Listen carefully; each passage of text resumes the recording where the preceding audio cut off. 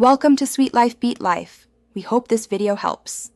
In this video, I will explain how to adjust your Tesla Model Y steering wheel position.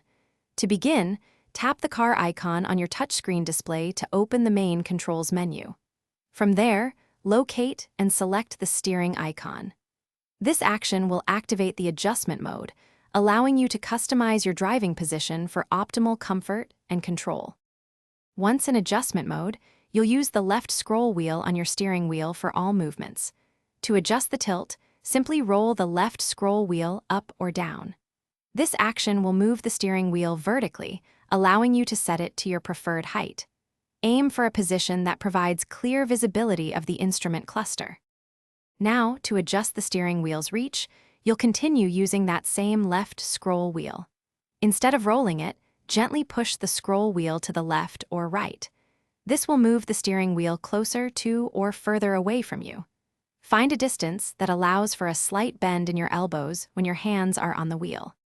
After you've found your ideal steering wheel position, your Tesla automatically saves these settings to your active driver profile.